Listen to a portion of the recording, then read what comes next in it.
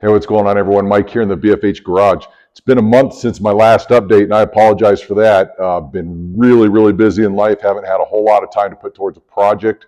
Now I'm able to start putting time towards a project. There is an incredible amount of little busy work stuff that needs to get done prior to just swapping everything over. So that's part of the reason it's taken so long for me. But I thought I'd give you this quick update because I've had people emailing me constantly asking, hey, when's the next update coming? Here it is. So as you can see, I got this thing fairly stripped down, not completely. I'm going to give you a walk around here in just a second. Just to give you an idea so far, you remember I bought this Jeep for $3,850. I have a running list over there of all the things I've sold, and I've already made back $3,800. So I broke even on the Jeep for right now, well, minus 50 bucks, but I'm broke even on the Jeep right now, and I'm not done yet. So that's the good news. This Jeep now is free to me, so I'm just going to start building it up.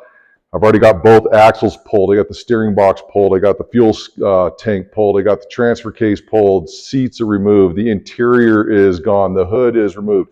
Windshield frame is removed. Cowl is removed. I have the skid plate completely removed. All the nutserts are drilled out, ready for new nutserts. Got to check the rust there. So I have been working on this, taking a little bit of time getting this far.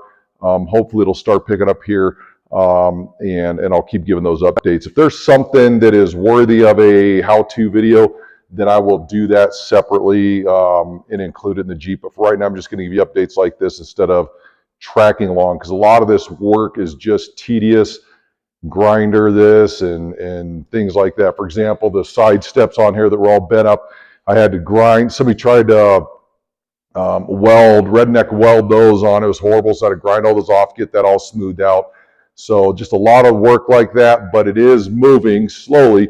It is going to start picking up here in the next week or two. So that's what I got here. Let me grab the camera and I'll show you around. So as you can see underneath, the steering box is out. I started pulling that apart to tap for hydro assist, and I was going to do that as a separate video. I have all my magnetic balls over there, or not magnetic balls, I have all my ball bearings over there in a magnetic tray.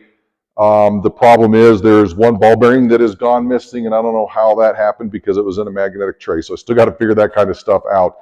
I haven't done anything with the motor as of yet, but I will.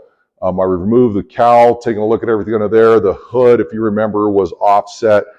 They had a big old, I forget what it was, but something that came over the top there, and it just wasn't put together right. So that's resolved. You come over here, you probably seen the pictures in the last video.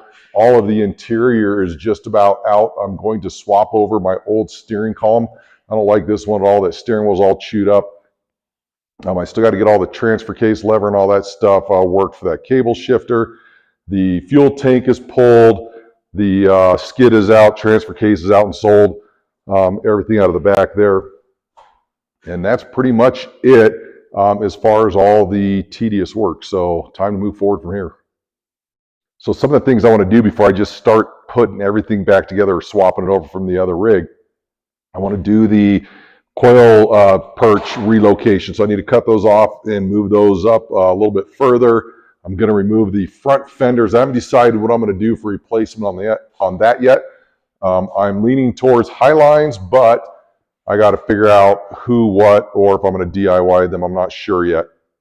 Another thing that I one of my other buddies noticed, the track bar here. If you look closely right there, it has had a crack for a very long time. So I'm going to have to grind that all the way off, redo the track bar mount, weld it back in place.